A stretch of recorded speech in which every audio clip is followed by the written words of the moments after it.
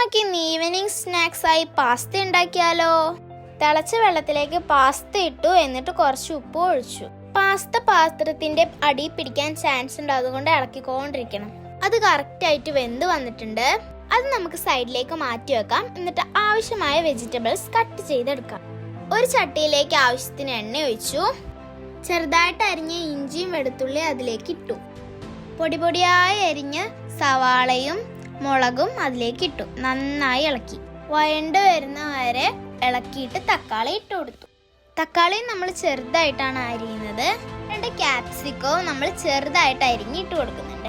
എല്ലാം കൂടി ഇട്ട് വഴണ്ട് വരുന്ന വരെ അത് ഇളക്കുക. എന്നിട്ട് കുറച്ച് ടൊമാറ്റോ സോസ്, മുളക് പൊടി, മഞ്ഞൾപ്പൊടി ഇട്ട് കൊടുക്കുന്നുണ്ട് കേട്ടോ. പിന്നെ നമ്മൾ പെരിഞ്ജീരകപ്പൊടിയും ചേർത്ത് നമ്മൾ പാസ്തയിലേക്ക് ഇട്ട് കൊടുക്കും. മിക്സ് ചെയ്യുന്നതിന് മുമ്പ് നമ്മൾ കുറച്ച് കുരുമുളക് പൊടിയും കൂടി ഇട്ട് കൊടുക്കുന്നുണ്ട്.